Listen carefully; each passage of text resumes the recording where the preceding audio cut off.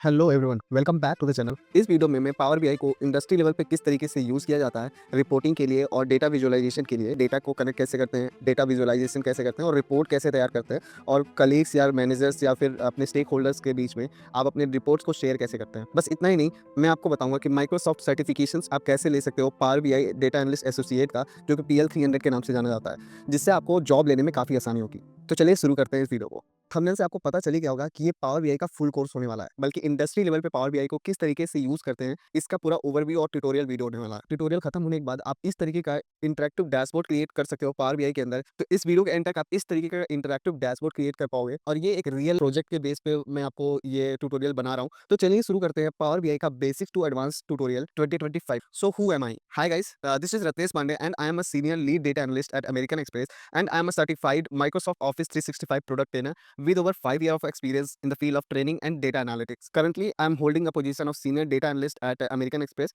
where I contribute my expertise in data analysis, visualization and strategic decision making. जैसे कि मैंने बताया कि ये एक ट्यूटोरियल वीडियो है, बट आप कैसे एक Microsoft certified power BI data analytic associate का सर्टिफिकेशन ले सकते हो, जो कि इंटरमीडिएट लेवल पे होता है, जो कि आप रेज्यूमे में डाल सकते हैं। डेटा एनालिटिक्स जॉब के लिए आप काफी ज्यादा एलिजिबल एंड शॉर्ट लिस्टिंग में काफी हेल्प करता है इस टाइप के सर्टिफिकेशन के लिए। Power BI data analyst associate certification के अंदर अगर कोर्सेज की बात करें तो इस वीडियो के एंड तक आप ये सारी चीजें कवर कर चुके होंगे और इवन आप माइक्रोसॉफ्ट ऑफिस का एग्जाम जो होता है power BI data analyst associate level का, वो भी आप देने के लिए एलिजिबल हो जाओगे। तो चलिए मूव करते हैं अपने पावर बीआई टूल में। देखो, पावर बीआई को इंस्टॉल कैसे करना है, ये सेटअप कैसे करना है, ये आप यूट्यूब पे वीडियोस पड़े हुए हैं तमाम, आप वहां से देख लेना। तो चलिए एक्सप्लोर करते हैं पावर बीआई टूल को। तो बेसिकली ये है पावर बीआई। ये इस वीडियो के एंड तक आप भी इस तरीके का डैशबोर्ड बनाना सीख जाओगे। तो ये बेसिकली एक इंटरेक्टिव डैशबोर्ड है जो कि हम बनाने वाले हैं अपने ईयरली डेटाबेस से, जो कि हमारी टीम का डेटा है, जिसमें कितने हमारे टीम में कितने इंसिडेंट आए थे, कितने टिकटें क्लोज हुई हैं हमारी टीम में। बेसिकली मैं 2 टीम्स को हैंडल करता हूँ। इन दोनों टीम का डेटा मेरे पास आ जाता है और इन किस इंजीनियर्स ने किस इंसिडेंट पे काम किया है और किस टाइप के इश्यूज बार-बार कंपनी के अंदर आ रहे हैं, ताकि उसको रेक्टिफाई कर सके। तो चलिए शुरू करते हैं अब।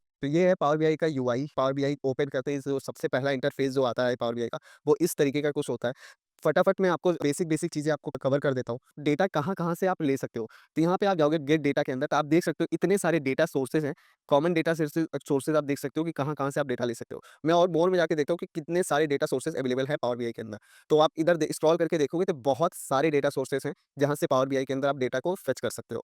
आईबीएम डेटाबेस से आप डेटा ले सकते हो, ओरेकल से डेटाबेस से डेटा ले सकते हो। बट यहाँ पे मैं आपको सिर्फ एक्सेल का एक डेटा शीट लेके आपको इंटरेक्टिव डैशबोर्ड क्रिएट करना सिखाऊँगा। उस एक्सेल का लिंक आपको वीडियो के डिस्क्रिप्शन लिंक में मिल जाएगा। आप जैसे-जैसे मैं यहाँ पे इंटरेक्टिव डैशबोर्ड क्रिएट कर रहा हूँ या फिर डेटा मॉडल क्रिएट कर रहा हूँ, आप अपने स्क्रीन में कर सकते हो। सबसे पहले मैं यहाँ पे अपना डेटा लोड कर लेता हूँ, जो कि है अक्टूबर 2024 के नाम पे। देखिए, अब ये क्या हो रहा है कि डेटा आपका कनेक्ट हो रहा है एक्सेल से। ये मेरा ऑलरेडी ट्रांसफॉर्म्ड डेटा है, तो इसमें मुझे कोई चेंजेस वगैरह नहीं करने हैं। ये मैं पुराना डेटा आपको इसलिए दिखा रहा हूँ क्योंकि कंपनी की पॉलिसी होती है कि कोई भी लेटेस्ट डेटा आप कभी पब्लिकली शो नहीं कर सकते हो। बट हालाँकि इसमें कोई ऐसी पीआईक्यू नहीं है। मैं एक ओवरव्यू दे देता हूँ कि ये डेटा किस चीज़ का है। बेसिकली हर कंपनी में एक एक सपोर्ट टीम होती है। मैं रिपोर्ट जो बना रहा हूँ, ये सपोर्ट टीम का रिपोर्ट बना रहा हूँ। इधर देख सकते हो आप इंसिडेंट नंबर है, ठीक है? तो अगर आप कॉलम के नेम्स को चेंज करना चाहते हो या कुछ भी नल वैल्यूज़ उनको हटाना चाहते हो, तो यहाँ ट्रांसफॉर्म डेटा का ऑप्शन दे रखा है। तब जैसे ही आप क्लिक करोगे, पावर क्वेरी एडिटर में ओपन हो जाएगा। तो जैसे कि आप देख सकते हो कि यहाँ पे इस कॉलम का नाम नंबर है, ये डेट ओपन डेट है। असाइन टू का मतलब है कि ये किस इंजीनियर को असाइन किया गया था। सिवियरिटी लेवल कि ये लो था, हाई था, मीडियम, इसकी सिवियरिटी कितनी थी। प्रायोरिटी लेवल इसके कैसे थे, हाई थे, मॉडरेट थे, लो था। प्रायोरिटी के हिसाब से भी हम डेटा को सॉर्ट कर सकते हैं कि कितने नंबर ऑफ इंसिडेंट जो है हाई थे, लो थे, मॉडरेट थे या क्रिटिकल थे। असाइनमेंट ग्रुप मतलब कि टीम का नाम है। मेरे पास बेसिकली 2 टीम का डेटा है, ग्लोबल वॉइस और कोलैब ऑब्जर्वेबिलिटी। तो इन दोनों के डेटा पे ही हम काम करेंगे। क्वेश्चन हमारा ये है कि कितने इंजीनियर्स के पास कितना इंसिडेंट गया था और कितनों ने कितना इंसिडेंट को क्लोज किया, ठीक है, पहली चीज़। दूसरी कि कितने प्रायोरिटी वाइज़ लो प्रायोरिटी की टिकट कितनी थी, हाई प्रायोरिटी की टिकट कितनी थी, मॉडरेट प्रायोरिटी की टिकट कितनी थी। इस पे ये भी ऐसा रिपोर्ट तैयार करना जिसमें हमें इन सारे क्वेश्चंस का जवाब मिल सके। मैंने ऑलरेडी शॉर्ट कर रखा है, ट्रांसफॉर्म कर रखा है, क्लीन कर रखा है डेटा, तो इसमें कुछ क्लीन करने की ज़रूरत नहीं है। तो हम सिंपल यहाँ पे क्लोज एंड अप्लाई कर देंगे, तो ये डेटा हमारा अब लोड होने लगेगा पावर बीआई के अंदर। तो आप देख सकते हैं, ये देखिए डेटा लोड होना शुरू हो गया हमारा पावर बीआई के अंदर। तो जो ETL प्रोसेस है आपका यही खत्म हो जाता है। अगर आपके डेटा में कुछ इम्प्योरिटीज़ रहती हैं, तो आप पावर क्वेरी एडिटर के हेल्प से वो सारी चीज़ें इम्प्योरिटीज़ को रिमूव कर सकते हैं। अब आते हैं इस वाले पार्ट पे। तो ये वाला जो है रिपोर्ट व्यू है, जहाँ पे आप डिफरेंट ये चार्ट्स और टेबल के हेल्प से आप यहाँ पे डैशबोर्ड क्रिएट करोगे। टैब में जितने भी आपके चार्ट हैं, बार हैं या फिर टेबल्स हैं या कार्ड्स हैं, इन सब का यूज़ करके हम इंटरैक्टिव डैशबोर्ड क्रिएट करते हैं। ये है आपका डेटा। जितने भी आपके कॉलम्स के फॉर्म में डेटा स्टोर था, उन सारे डेटा का यहाँ डेटाबेस, मतलब यहाँ पे वो डेटा स्टोर्ड है। ये एक्स एक्सिस है, वाई एक्सिस है। तो वाई एक्सिस में आप एक कॉलम के डेटा को रखोगे, एक्स एक्सिस में आप सेकंड डेटा को रखोगे। तो वो जैसे ही आप ड्रैग एंड ड्रॉप करोगे, आपका डेटा चार्ट में रिफ्लेक्ट हो जाएगा। अब बढ़ते हैं हम अपने डैक्स एक्सप्रेशन की तरफ।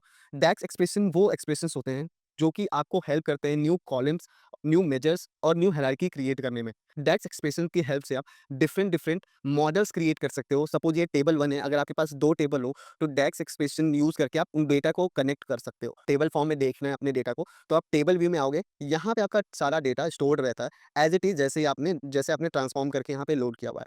तो आप यहाँ पे देख भी सकते हो एक बार कि कोई यहाँ पे नल वैल्यूज़ तो नहीं है, ठीक है। हालाँकि इसमें बहुत सारा डेटा आपको समझ में नहीं आएगा, बट हमें जो काम की चीज़ें हैं, वो हम इसमें से ले लेंगे, क्योंकि आप ज़रूरी नहीं है इसी डेटा पे काम करो। मैं ये इंडस्ट्री लेवल का डेटा इसलिए लेके आया हूँ, ताकि आपको एक अंडरस्टैंडिंग बिल्ड हो पाए। तो अभी मैं देख पा रहा हूँ कि यहाँ पे मेरे पास टोटल नंबर्स निकालना हो किसी टीम का, तो हम कैसे निकालेंगे? अगर यहाँ पे देखें तो हमारे पास टोटल करने के लिए कोई चीज़ तो है नहीं। हम क्या करेंगे, जो इंसिडेंट है, इंसिडेंट नंबर है, इनको काउंट कर लेंगे। और इस इंसिडेंट नंबर को हम काउंट कैसे करेंगे? यहाँ पे हमारा यूज़ होने वाला है पहला डेक्स एक्सप्रेशन। पहला डेक्स एक्सप्रेशन यूज़ करके एक नया मेज़र बनाएँगे। नया मेज़र बनाने का तरीका बहुत ही सिंपल है। सिंपल, आप राइट क्लिक करो, यहाँ न्यू मेजर्स पे क्लिक करो, ठीक है? अब जैसे आप क्लिक करोगे, यहाँ पे आपका एक कोड लिखोगे। हालाँकि ये कुछ नहीं है, मैं बेसिकली बहुत सिंपल से बता रहा हूँ। जिस नए मेजर्स का जो भी आप नाम लिखना चाहते हो, जैसे मैं इंसिडेंट या नंबर ऑफ इंसिडेंट, ठीक है? मैं ये नाम देना चाहता हूँ, ठीक है? इक्वल टू डाल दूँगा, काउंट लिखूँगा। अब किसको काउंट करना है? हमें कॉलम्स को काउंट करना है, सॉरी, इंसिडेंट को काउंट करना है। जो मैंने आपको दिखाया कि इंसिडेंट कितने हैं, तो टोटल नंबर वाले कॉलम्स को हमें काउंट करना है। तो इस पे क्लिक करेंगे और एंटर कर देंगे। ये हमारा नंबर ऑफ इंसिडेंट का आप देख सकते हो, एक नया मेजर क्रिएट हो गया। सिंपल सा ये एक क्वेरी रन की, नया डेटा सेट क्रिएट होके आ गया। तो यहाँ पे बहुत सारे आप जो एक्सप्रेशन देख रहे हो, इसकी मैं एक शीट बना के दे दूँगा डेक्स का, जो कि आप यूज़ कर सकते हो कि different decks expression different different data set को क्रिएट करने में काम आते हैं। तो ये सारी चीज़ें तो मैं एक ही वीडियो में कवर नहीं कर सकता, डेक्स एक्सप्रेशन पे एक लंबी वीडियो बन सकती है, ठीक है? तो डेक्स एक्सप्रेशन सिंपल कुछ नहीं होता है, यहाँ पे जो भी एक्सप्रेशन आप यहाँ लिखोगे और उससे आपका एक नया कंडीशन अप्लाई हो जाएगा, उसी को हम डेक्स एक्सप्रेशन कहते हैं, ठीक है?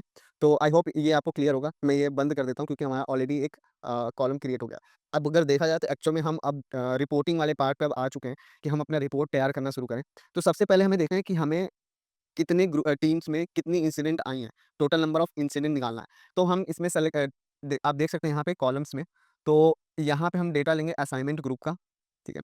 तो यहाँ पे देखिए, आप असाइनमेंट ग्रुप मतलब ये टीम के नाम है, और यहाँ पे मैं ड्रैग करूँगा डेटा को नंबर ऑफ इंसिडेंट। तो आप देख सकते हो कि असाइनमेंट ग्रुप यानी कि जिस टीम में कितने इंसिडेंट आई हैं या क्लोज हुई हैं, नंबर ऑफ इंसिडेंट दिखा दिया। बट ये देख रहे हो आप, नंबर ऑफ इंसिडेंट पहले आ रहा है और असाइनमेंट ग्रुप बाद में आ रहा है। तो इसको आप चेंज कर सकते हो, बस सिंपल ड्रैग एंड ड्रॉप करके। तो अगर इसको ऊपर करोगे तो ये उस अकॉर्डिंग आपका अरेंज हो जाता है। तो सिंपल इसको हम थोड़ा सा छोटा कर देते हैं। अभी हम इसको नाम भी दे देंगे, इस वाले टेबल का नाम दे सकते हैं प्रॉपर।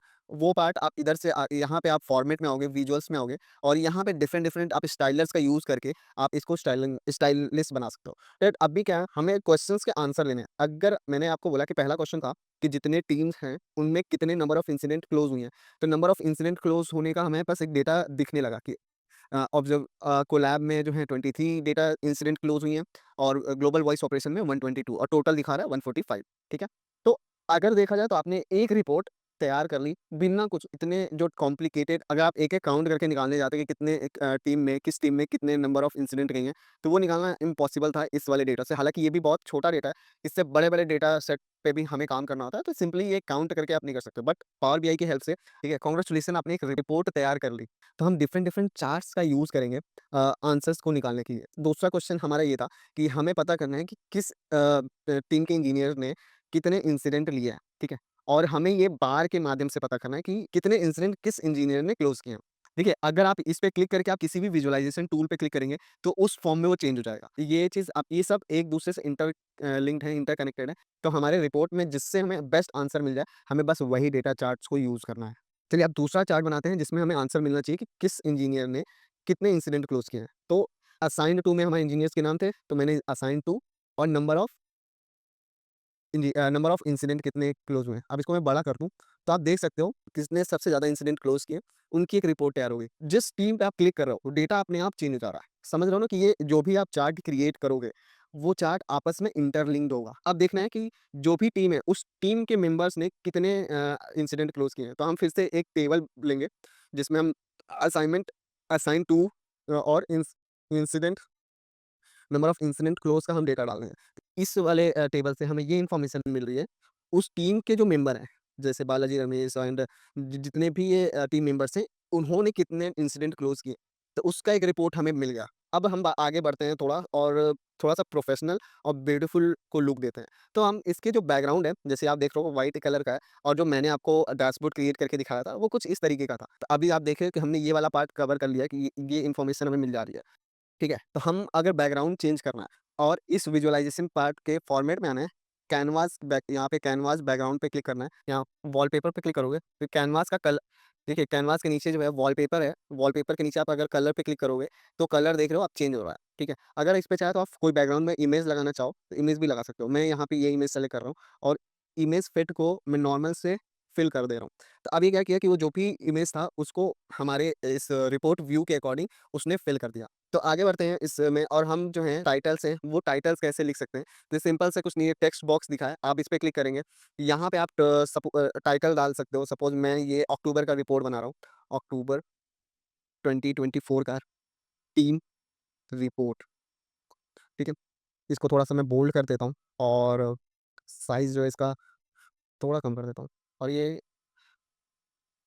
स्मॉल में ही अच्छा लगेगा और इसको आप एडजस्ट कर सकते हो। जैसे आप देख रहे हो यहाँ पे एक स्लाइडर है, स्लाइडर को आप स्लाइड करके इसके अकॉर्डिंग, इसके साइज़ के अकॉर्डिंग आप सेट कर सकते हो और इसको कहीं भी इसको क्लिक करके आप इसको ड्रैग भी कर सकते हो, ठीक है? मैं आपको दिखाता हूँ। पहले तो आप यहाँ पे देख लो कि आप रिपोर्ट का नाम क्या लिखना चाहते हो, वो लिख दो, जो कि ये फिक्स रहेगा, ये चेंज नहीं होगा, ठीक है? आप इसका कलर और फ़ॉन्ट जो भी कुछ चेंज करना चाहते हो, आप सब कुछ यहाँ से चेंज कर सकते हो, ठीक है? मैं सपोज़ इसका कलर ये ब्लैक में अच्छा लग रहा है, तो ब्लैक ही रखते हैं और इसको मैं ऊपर रख दे रहा हूँ, सबसे ऊपर, ठीक है? तो और मैं शायद इसको कॉर्नर कर देता हूँ, क्योंकि कॉर्नर में मुझे लगता है ये ज़्यादा अच्छा लगेगा। प्रोफ़ेशनल रिपोर्ट और एक नॉर्मल रिपोर्ट में अंतर सिर्फ़ इसी चीज़ का होता है कि आप कितने बारीकी से कितना प्रोफ़ेशनल लुक दे पा रहे हो। तो अलाइनमेंट बहुत इम्पोर्टेंट होता है आपके रिपोर्ट क्रिएशन में। अगर आप अलाइनमेंट समझ पा रहे हो कि ये इस अलाइनमेंट पे हमें जो डेटा शो हो रहा है, वो ज़्यादा अच्छा दिखेगा। आपके रिपोर्ट्स को मैनेजर्स या स्टेक होल्डर कोई भी XYZ आपके रिपोर्ट को अच्छे से समझ सकता है। इसको मैं अरेंज कर देता हूँ थोड़ा और। हाँ, ये ठीक है, थोड़ा-सा और इसको यहाँ तक मैं कर देता हूँ। आई होप ये आपको क्लियर होगा। तो अब देखते हैं कि परसेंट पाई चार्ट के हिसाब से हम चाहते हैं कि परसेंटेज वाइज़ दिखे कि कितने परसेंटेज डेटा इंसिडेंट जो है किस टीम में ने क्लोज़ किए हैं। तो सिंपल सा हम इसमें डालेंगे इसका डेटा असाइनमेंट ग्रुप का डेटा और नंबर ऑफ इंसिडेंट। तो हमारा एक पाई चार्ट क्रिएट होके आ गया। ठीक है? इसको हम यहाँ तक कर दे रहे हैं। ठीक है? नेक्स्ट है कार व्यू जो है सिंपल कार व्यू में सिर्फ आप एक ही फील्ड का डेटा यूज़ कर सकते हो। सपोज़ मैंने अगर असाइन टू का डेटा डाला है तो इसमें असाइन टू का डेटा है। मैं चाहता हूँ इसमें क्लोज्ड बाय में जिसका डेट नाम हो वो शो हो। तो मैंने सिंपल क्लोज़ इसको हटा देंगे फर्स्ट असाइन टू में। क्लोज्ड बाय में मैं डालूँगा फर्स्ट क्लोज्ड बाय, ठीक है? किसने वो टिकट क्लोज़ की सपोज़ एमजे ने ये खोला और एमजे ने ही बंद किया, ठीक है? ऐसे बालाजी ने खोला, ये बालाजी ने बंद किया, ठीक है? ऐसे हालाँकि कभी-कभी ये भी होता है कि जो इंसिडेंट जो है किस ओपन कोई और कर रहा है, क्लोज़ कोई और कर रहा है। तो यहाँ पे कुछ ऐसे डेटा भी होंगे जो ओपन किसी और ने किए हैं, बट क्लोज़ इन्होंने किए हैं। तो उनका भी डेटा यहाँ पे शो हो जाएगा, ठीक है? तो इसको मैं थोड़ा-सा छोटा कर दे रहा हूँ। अब नेक्स्ट हम यूज़ करने वाले हैं मैप। किस लोकेशन से अब हमें location wise number of incident कैसे रहे, वो हमें पता चल जाएगा इससे, ठीक है? तो ये रिपोर्ट लगभग हमारा तैयार है। तो आपका रिपोर्ट अब तैयार है, देखने में कुछ प्रोफ़ेशनल नहीं लग रहा है। तो हम क्या करेंगे इसको थोड़ा-सा प्रोफ़ेशनल लुक देंगे। अब इसको हम क्या करेंगे कि इसमें थोड़ा बॉर्डर्स क्रिएट करेंगे और ट्रांसपेरेंसी ये जो बैकग्राउंड है इसका व्हाइट इससे चेंज करेंगे ताकि ये हमारा प्रोफ़ेशनल लुक आ पाए। अब हम इस पे बॉर्डर्स क्रिएट करेंगे, तो सिंपल सा कुछ नहीं करना है, जितने भी आप टैब क्रिएट कर रखे हैं, उन किसी भी टैब पे क्लिक करेंगे, फिर इधर विजुअलाइज़ेशन पार्ट में आके फॉर्मेट विजुअल्स में आके ये आपका बिल्ड विजुअल है, ये आपका फॉर्मेट विजुअल्स है। इस फॉर्मेट में आके आप डिफरेंट-डिफरेंट चीज़ें परफॉर्म कर सकते हो कि जैसे इसकी पोजीशनिंग कैसे होनी चाहिए, ठीक है? टेक्स्ट स्लाइसर जो है स्काई ब्लू और डार्क ब्लू का ही कॉम्बिनेशन है, आप ये भी चेंज कर सकते हो। चाहे तो आप वॉयलेट कलर का भी कॉम्बिनेशन ले सकते हो। अगर इस आपको इसका बॉर्डर चेंज करना है, तो सिंपल यहाँ विजुअल बॉर्डर पे ऑफ हुआ है, इसको ऑन कर दोगे। इसको ड्रॉप डाउन करोगे, ठीक है? बॉर्डर क्लिक करोगे तो ये आपका बॉर्डर का स्केलिंग कर देगा। अगर आप हटाओगे तो ये देखो, आपको दिख रहा है बॉर्डर जो है थोड़ा-सा कर्व शेप में आ गया है, थोड़ा ज़्यादा हो गया, मैं इसको थोड़ा-सा कम कर दे रहा हूँ। इस पे क्लिक करेंगे, फिर इसको इतना ठीक कर देंगे। बॉर्डर का जो कलर है वो ब्लैक कलर में है ताकि आपको थोड़ा-सा हाइलाइटेड शो हो, ठीक है? अगर बैकग्राउंड कलर की बात करें तो इसको हम ट्रांसपेरेंट कर देंगे। देखो ट्रांसपेरेंट करेंगे ठीक है, बट मैं अभी देख पा रहा हूँ कि बैकग्राउंड है वो भी वॉयलेट कलर का है और ये जो बाल के कलर है वो भी वॉयलेट है। तो हम इसको भी चेंज करेंगे। बेसिकली आप समझ लो कि यहीं से सारी चीज़ें चेंज होने वाली हैं। सिंपल विजुअल्स में आओगे, स्लाइसर में आओगे और इसको एज इट इज़ रखोगे, ठीक है? ब्लू, स्काई ब्लू कर दे रहा हूँ, ठीक है? नेक्स्ट चीज़ है जो है, जो ये टेक्स्ट है, इन टेक्स्ट का कलर जो है हमें व्हाइट करना होगा, क्योंकि ब्लैक पे वो ठीक नहीं लग रहा है। अब ये कंप्लीट आपका ये चेंज हो गया। अब इसका ट्रांसपेरेंट लेवल हम बढ़ा सकते हैं।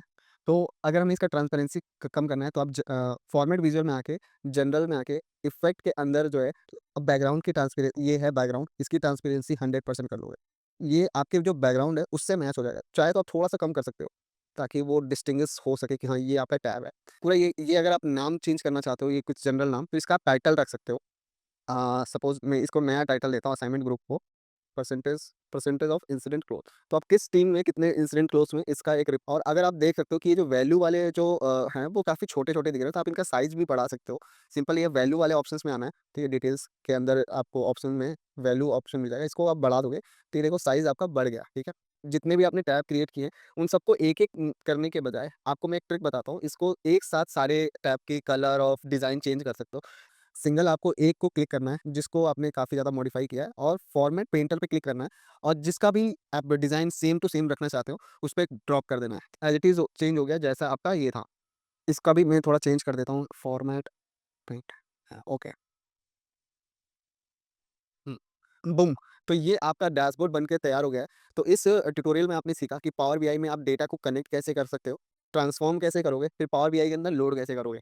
उसके बाद आपने सीखा कि आप डिफरेंट डेक्स क्वेरी रन करके आप नए मेजर्स और हायरार्की क्रिएट कर सकते हो, नया डेटा सेट क्रिएट कर सकते हो, जिसमें आपने बेसिक से और एडवांस लेवल तक का डैशबोर्ड आपने बनाना सीखा। ये रिपोर्ट मेरे लिए बनाना सिर्फ़ 10 या 15 मिनट का काम है, क्योंकि मैं इसमें प्रोफेशनल हूँ।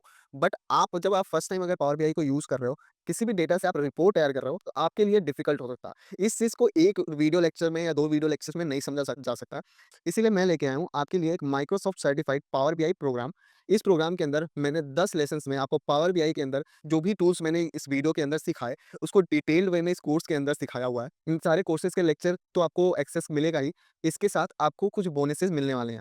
इतना ही नहीं, आपको इस कोर्स के अंदर मेरे जितने भी बनाए हुए कोर्सेज़ हैं, उनका भी एक्सेस मिल जाएगा। इस प्रोग्राम में एनरोल होते ही आप मेरे से वन टू वन कनेक्ट हो जाओगे, जिसमें मैं आपकी हेल्प करूँगा कि आप जो है डेटा एनालिस्ट के फील्ड में कैसे एक्सेल कर सकते हो, क्या-क्या स्किल्स आपको और गेन करना चाहिए। ये पूरा प्रोग्राम डिज़ाइन्ड है उन लोगों के लिए जो डेटा एनालिस्ट, डेटा साइंस या डेटा इंजीनियर या डेटा साइंटिस्ट के रोल के लिए जाना चाहते हैं। कौन-कौन से सर्टिफिकेशंस लेने हैं आपको, इवन मैं आपको दिखा देता हूँ कि कौन-कौन से सर्टिफिकेट्स माइक्रोसॉफ्ट ऑफर करता है, जो आप डेटा साइंस के अंदर आप एंट्री ले सकते हो। वो है पहला आपका पावर बीआई का डेटा एनालिस्ट एसोसिएट लेवल का एग्जाम क्लियर करके पावर बीआई के कोर्स में आपने बता रखा है, जिसको मैंने 3 सेक्शंस में डिवाइड किया है। टोटल 10 लेक्चर्स हैं। 10 लेक्चर्स कंप्लीट करने के बाद जैसे ही आप ये कोर्स कंप्लीट कर लोगे, इस कोर्स के अंदर सारे डिटेल्स मैंने बता रखे हैं कि माइक्रोसॉफ्ट ऑफिस एग्जाम को क्रैक करने के लिए क्या-क्या चीज़ें रिक्वायर्ड हैं। लास्ट वाला लेक्चर एग्जाम प्रिपरेशन का ही है। पावर बीआई कोर्स के अंदर जितने भी टॉपिक्स हैं वो सब चीज़ें तो कवर हुई हैं, बट बोनस भी है। तो इस प्रोग्राम की कॉस्टिंग जो है 4999 है।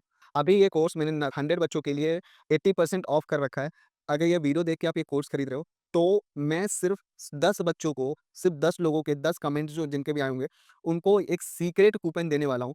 स्पेशल कोड लगाने के बाद आप ये कोर्स ₹305 में एनरोल कर लोगे, और ये लाइफ़ टाइम एनरोलमेंट है। ऐसा नहीं कि इसका वैलिडिटी है 6 महीने, 7 महीने। एक बार आप कनेक्ट हो गए तो ये लाइफ़ टाइम के लिए आप इस प्रोग्राम में जुड़ जाओगे। जो भी इस पावर बीआई प्रोग्राम में एनरोल होना चाहता है, लिंक नीचे दिया है, उस लिंक पे क्लिक करके आप जो है इस पावर बीआई प्रोग्राम में एनरोल हो सकते हो, और कमेंट करके बता सकते हो कि आपको अगर स्पेशल कोड चाहिए, तो मैं स्पेशल कोड आपको शेयर कर दूँगा।